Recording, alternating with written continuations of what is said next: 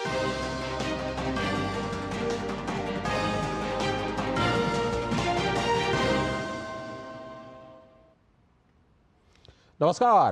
DD news पर आप सभी का बहुत बहुत स्वागत है। सांकेतिक समाचारों के इस बुलेटिन में मैं हूं लाल चंद्र सिंह और मेरे साथ मौजूद हैं हमारी सहयोगी बीना सिंह। तो सबसे पहले शुरुआत कर लेते हैं हेडलाइंस के साथ। केरल के वायनाड में भूस्खलन से भारी तबाही पर राज्य में 2 दिनों का शोक, 160 से भी ज्यादा लोगों की मौत। सेना की मदद से राहत और बचाव का काम जारी। कई राज्यों ने भी बढ़ाया केरल की तरफ मदद का हाथ। मुख्यमंत्री पी विजयन ने की समीक्षा बैठक।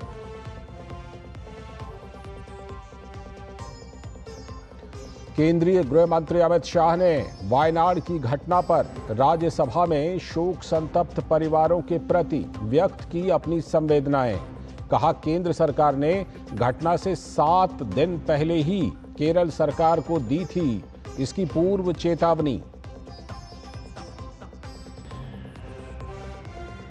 केंद्रीय वित्त मंत्री निर्मला सीतारमण ने राज्यसभा में बजट पर चर्चा का दिया जवाब।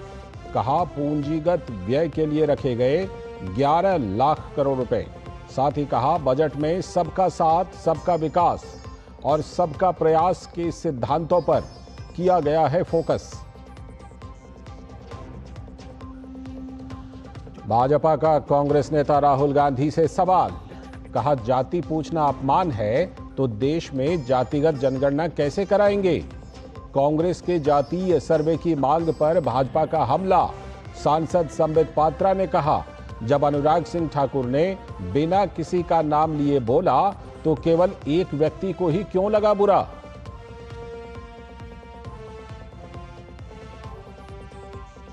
दिल्ली में कोचिंग हादसे पर उच्च न्यायालय ने अपनाया सख्त रुख। अदालत ने पूछा, एमसीडी अधिकारियों पर कोई कार्रवाई क्यों नहीं। 30 हजारी कोर्ट ने 5 आरोपियों की जमानत याचिका को की खारिज।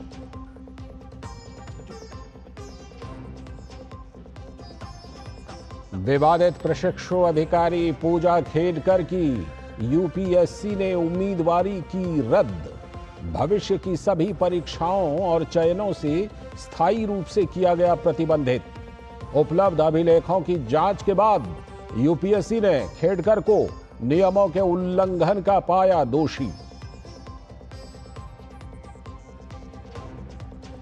और खेल की खबरों में पेरिस ओलंपिक में पीवी सिंधु और लक्ष्य सेन अंतिम 16 में। निशानेबाजी में पुरुषों के 50 मीटर राइफल थ्रो पोजीशन में स्वप्निल ने फाइनल में बनाई जगह, तो तीरंदाज दीपिका कुमारी और टेबल टेनिस में श्रीजा अकुला की भी प्री क्वार्टर फाइनल में पहुंची।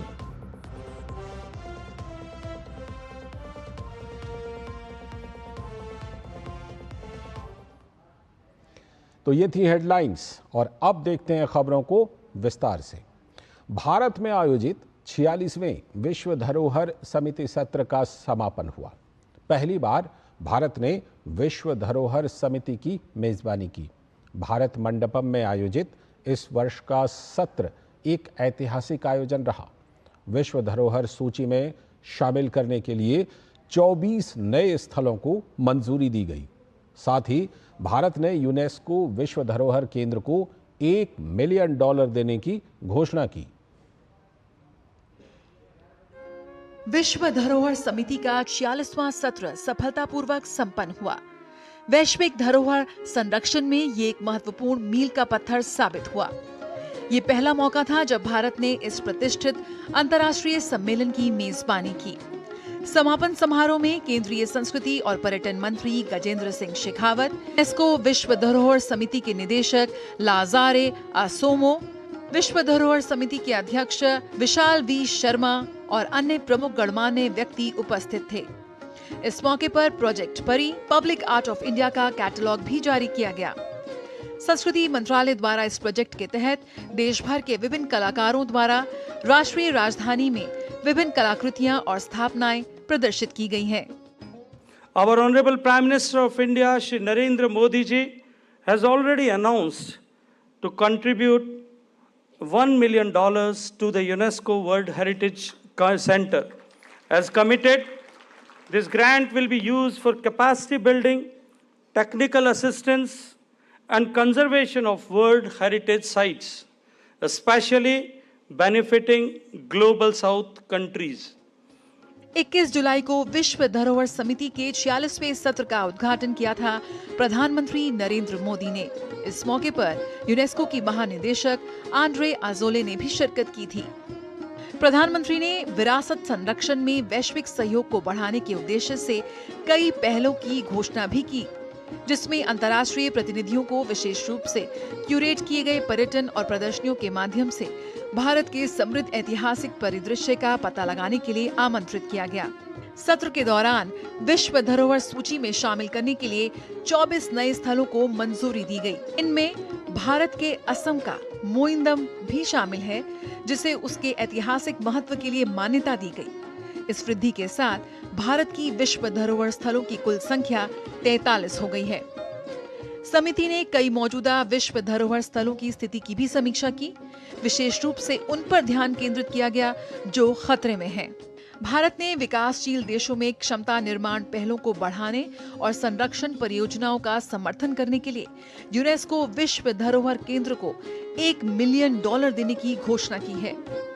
सत्र में विरासत प्रबंधन के विभिन्न पहलुओं को समर्पित कई मंच शामिल थे। इनमें युवा पेशेवर मंच और विश्व धरोहर स्थल प्रबंधकों का मंच भी शामिल था। मुख्य सत्र के साथ साथ सांस्कृतिक प्रदर्शनियां और साइड इवेंट्स का भी आयोजन किया गया, जिनमें भारत की विविध विरासत को प्रदर्शित किया गया। रीएड्रेस रिटर्न ऑफ ट्रेजर्स, इस प्रदर्शनी में विदेशों से भारत वापस लाई गई प्राचीन वस्तुओं को प्रदर्शित किया गया। संस्कृति मंत्रालय और भारतीय पुरातत्व सर्वेक्षण द्वारा आयोजित इस महा आयोजन में 160 से ज्यादा देशों से करीब 2000 लोगों ने हिस्सा लिया। Very good decisions have been made, and we finished meetings in good time. We even afforded a day off, and we've enjoyed our stay in India. We will carry with ourselves very pleasant memories of this great country. The government of India to host this committee in New Delhi.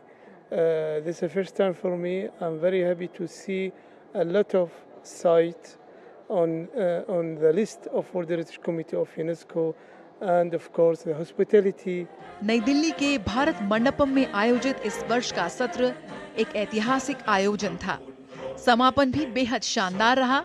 प्रसिद्ध कोय group Shillong chamber ने अपनी प्रस्तुति से सभी अतिथियों के लिए ये शाम यादगार बना दी।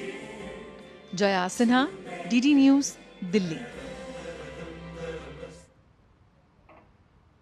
और भारत में आयोजित इस 46वें विश्व धरोहर समिति की मीटिंग में केंद्रीय संस्कृति एवं पर्यटन मंत्री गजेंद्र सिंह शेखावत ने कहा कि भारत को वर्ल्ड हेरिटेज कार्यकारिणी की मीटिंग को आयोजित करने का सौभाग्य प्राप्त हुआ। मीटिंग में भारत में असम के सवाई देव में स्थित स्मारक को वर्ल्ड हेरिटेज धरोहर में शामिल किया गया। अब तक भारत में 43 धरोहर वर्ल्ड हेरिटेज के धरोहर में शामिल हैं। भारत में स्थित 53 और धरोहरों को वर्ल्ड हेरिटेज के धरोहरों में शामिल करने के लिए आवेदन भेजा गया है। वर्किंग कमेटी की मीटिंग, वर्ल्ड हेरिटेज कमेटी की मीटिंग जो है वो आयोजित करने का सौभाग्यपूर्ण अवसर मिला। बहुत थोड़ा सा समय था, सरकार बनने के बाद मात्र 40 दिन से भी कम समय में ये निर्णय करके, और इतना बड़ा आयोजन जिसमें दुनिया के 165 से ज़्यादा देशों के प्रतिभागी सम्मिलित होने थे। दुनिया भर के लगभग 2000 से ज़्यादा डेलीगेट्स इस कार्यक्रम में उपस्थित होने थे। ऐसा कार्यक्रम आयोजित कर और सफलतापूर्वक आयोजित कर भारत की जो कैपेसिटी G20 के बाद में बढ़ी है, और सम्मानीय प्रधानमंत्री जी के नेतृत्व में जिस तरह से भारत ने एक क्षमता अर्जित की है, उसका एक नायाब उदाहरण जो है वो देखने को मिला है। और 46वां विश्व धरोहर समिति सत्र नई दिल्ली में संपन्न हो गया। सत्र में भाग लेने वाले दुनिया भर के प्रतिनिधि खुशी और अविस्मरणीय वादों के साथ भारत से रवाना हुए। इन यादों के साथ और दूरदर्शन ने विभिन्न प्रतिनिधि देशों के राजदूतों से बातचीत की। When we came here, we are foreigners. When we leave, we are part of the family, of the Indian family. The best that we have seen here was the persons, the Indians, and they treat us as members of our family, and that is something that we can't forget. Every detail was covered by all the organization, the volunteers. We have seen here a lot of students. Natural property in India, it was Keoladeo National Park. It was really amazing, beautiful bird sanctuary. So I enjoyed very much bird watching, and I also surprised the management of the property was excellent. So we couldn't enter the park without guide. So guiding system is also really nice. They were phenomenal, really, super welcoming. They organized everything in such a beautiful manner. It was a fantastic audience as well that was welcoming us, including the volunteers that did phenomenal work. Yes, I'm going to come back to India for sure.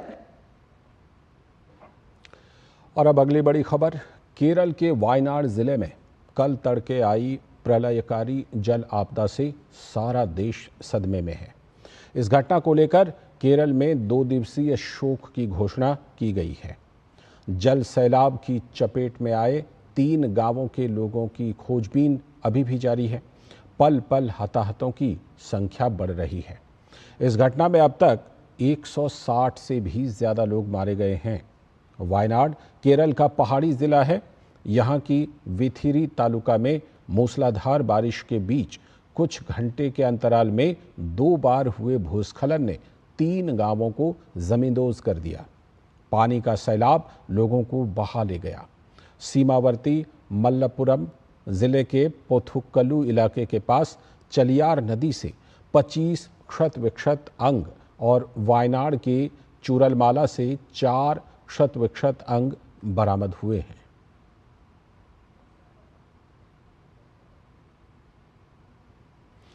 और केरल के वायनाड में आई भयंकर विपदा पर मुख्यमंत्री पिनराई विजयन ने थिरुवनंतपुरम में आपदा प्रबंधन प्राधिकरण के कार्यालय में चल रहे बचाव अभियान की समीक्षा के लिए बैठक की। मुख्यमंत्री पिनराई विजयन का कहना है कि मुंदकई, चूरलमाला और अट्टामाला में राज्य और केंद्रीय बलों का गहन बचाव अभियान चल रहा है। मुख्यमंत्री विजयन ने कहा है कि भूस्खलन के दौरान इरुवानीपुझा तक फैला चूरामला पुल नष्ट हो गया है। भूस्खलन से बचे सैकड़ों लोगों को सुरक्षित स्थानों पर पहुंचाया गया है।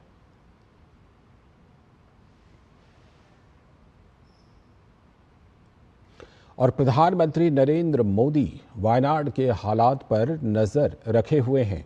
केंद्र राज्य सरकार की हर संभव मदद कर रहा है। प्रधानमंत्री मोदी ने केंद्रीय मंत्री जॉर्ज कुरियन को वायनाड भेजा है ताकि वहां लोगों की ज़्यादा से ज़्यादा मदद की जा सके। वायनाड के ग्राउंड ज़ीरो पर मौजूद केंद्रीय मंत्री जॉर्ज कुरियन से बातचीत की है हमारे संवाददाता नीरज सिंह ने। केंद्रीय मंत्री जॉर्ज कुरियन जी इस समय हमारे साथ हैं, जो हॉस्पिटल पहुंचे हैं और जो लोग घायल हैं उनको देखने के लिए आए। सर, प्रधानमंत्री नरेंद्र मोदी लगातार स्थिति पर नजर रखे हुए हैं, आपको यहां पर भेजा गया है। अभी क्या स्थिति है वायनाड की? See the condition in Wayanad. So many people are missing, and around 1,000 people are rescued by the forces. And we are trying our best to find out other people. And some around 100 dead bodies also found out from these places. आप sir hospital में भी गए, spot पर भी गए जहां पर rescue चल रहा है। सबसे ज्यादा जरूरत क्या है? जब आप लोगों से मिल रहे हैं वो क्या बोल रहे हैं? उनको तो मेडिसिन का जरूरत है और जो मिसिंग है उनको मिलना है। ये उनका ये 2 डिमांड वही है। जो मौसम विभाग है वो भी रेड अलर्ट जारी किया है, तो रेस्क्यू ऑपरेशन अभी कितना टाइम लग सकता है? तो रेस्क्यू ऑपरेशन के लिए अभी भी चल रहे तो कोई स्टैंडर्ड है तो इसको फाइंड आउट करने के लिए कोशिश कर रहे हैं, और कैजुअलिटी के बारे में जो स्टेट डिक्लेयर करेंगे। प्रधानमंत्री के क्या दिशा निर्देश थे जब आपको यहाँ भेजा गया? To coordinate this rescue operations, that is my duty, and this central force, that is my duty. Thank you. तो ये थे हमारे साथ मिनिस्टर जॉर्ज कुरियन, जो बता रहे थे कि यहाँ पर रेस्क्यू ऑपरेशन किस तरह से चल रहा है। प्रधानमंत्री नरेंद्र मोदी ने खास उनको यहाँ पर भेजा था और वो वायनाड में कैंप करे हुए हैं, हॉस्पिटल जा रहे हैं, घायलों से मिल रहे हैं, जहाँ पर रेस्क्यू चल रहा है वहां जा रहे हैं और देख रहे हैं कि किस तरीके से रेस्क्यू किया जा रहा है और केंद्र सरकार किस तरीके से यहाँ के लोगों की मदद कर सके। कैमरामैन मोहित विकी के साथ नीरज सिंह, डीडी न्यूज, वायनाड। और इस बीच केरल के वायनाड भूस्खलन पर केंद्रीय गृह मंत्री अमित शाह ने संसद में जवाब दिया। अमित शाह ने कहा कि 23 जुलाई को केंद्र सरकार ने केरल सरकार को पूर्व चेतावनी दी थी, जिसमें वहां पर गंभीर स्थिति होने की संभावना व्यक्त की गई थी, जिसकी केरल सरकार द्वारा अनदेखी की गई। गृह मंत्री ने कहा कि अर्ली वार्निंग सिस्टम के तहत घटनाओं के प्रभाव को, जन धन हानि को कम करने में देश में सफलता मिली है। 23 जुलाई को केरल सरकार को अर्ली वार्निंग भारत सरकार की ओर से दी गई थी। 23 जुलाई को 7 दिन फिर 24 को गई, फिर 25 को गई, 26 तारीख को मान्यवर ये कहा गया कि 20 सेंटीमीटर से ज्यादा वर्षा होगी, भारी वर्षा होगी, लैंडस्लाइड होने की संभावना है, मड भी रस होकर आ सकता है और लोग इसके अंदर दबकर मर भी सकते हैं।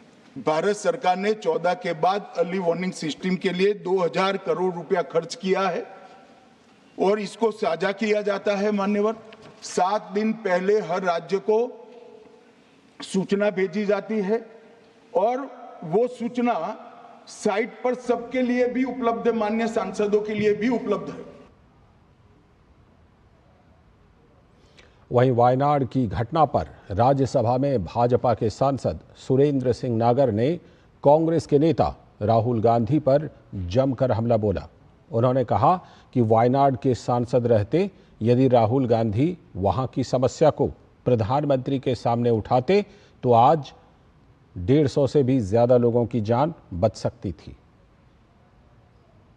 जब वायनाड की जनता को continue, nothing will go on record, honourable member continue. बेहतर होता कि उन 5 वर्षों में सांसद रहते हुए जो वायनाड की कमियां थी, पूरे देश के बारे में तो उन्होंने घूम घूम कर अन्य बातें की, लेकिन वायनाड की जनता की जो समस्या थी उसको सदन में उठाने का काम करते, प्रधानमंत्री जी से मिलते तो इन 143 जानों को बचाया जा सकता था। एक जनप्रतिनिधि जिस वायनाड की जनता ने इस विश्वास के साथ एक सांसद को चुनकर बेचा कि हमारे सुख और दुख में जब कोई घटना होगी वो हमारे साथ खड़ा होगा, वहां से इस्तीफा देकर भागने का तो काम किया, लेकिन आज इस दुखद समय में वायनाड की जनता के बीच इतनी 3 दिन की घटना होने के बाद उन्होंने जाने का भी काम नहीं किया। कुछ और खबरें संसद से। केंद्रीय वित्त मंत्री निर्मला सीतारमण ने राज्यसभा में आज बजट पर चर्चा का जवाब दिया। उन्होंने कहा कि पूंजीगत व्यय के लिए 11 लाख करोड़ रुपए रखे गए हैं।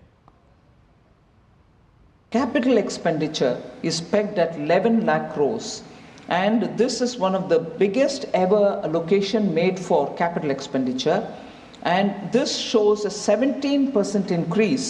I would like to highlight one important fact about the capital expenditure which happened during the UPA era.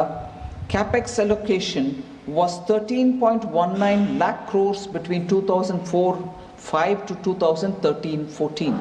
The 10 years of UPA saw 13.19 lakh crores, whereas during our 10 years ending 2024, the allocation for capital expenditure is 43.82 lakh crores.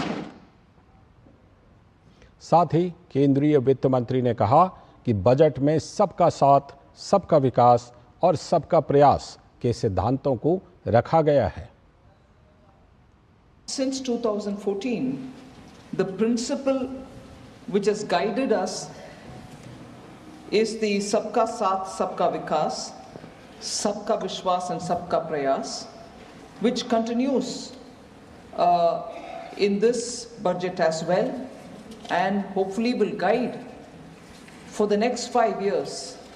The 5 years being, this set of 5 years being very critical in taking the first steps towards building a Vikasit Bharat by 2047. This budget strikes a fine balance amongst several overriding priorities. Growth, employment, welfare spending, capital investments, and fiscal consolidation are all equally given a place, and we've tried balancing all of them. आगे की खबरों में भाजपा के प्रवक्ता संबित पात्रा ने जाति वाले बयान को लेकर कांग्रेस के हंगामे पर तीखी प्रतिक्रिया दी है। उन्होंने कहा कि राहुल गांधी जाति जनगणना तो कराना चाहते हैं, लेकिन सदन के अंदर जाति पूछने पर आपत्ति जताते हैं।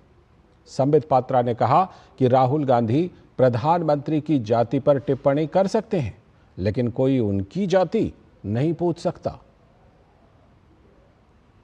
आप जाति जनगणना चाहते हैं और आप कह रहे हैं कि सदन के अंदर जाति पूछी नहीं जा सकती है, तो बाहर जाति कैसे पूछी जा सकती है? अब सबको याद होगा चुनाव के समय माननीय नरेंद्र मोदी जी के जाति को लेकर गलत टिप्पणी करने का प्रयास, कुलछित प्रयास राहुल गांधी जी ने किया था। आप प्रधानमंत्री की जाति पर टिप्पणी कर सकते हैं, मगर कोई आपकी जाति पूछ नहीं सकता। और संसद भवन परिसर के संविधान सदन में कांग्रेस संसदीय दल की आम बैठक आयोजित की गई। इस बैठक में कांग्रेस संसदीय दल की अध्यक्षा सोनिया गांधी, कांग्रेस अध्यक्ष और राज्यसभा में विपक्ष के नेता मल्लिकार्जुन खड़गे मौजूद रहे। बैठक से पहले वायनाड भूस्खलन के पीड़ितों के लिए मौन रखा गया।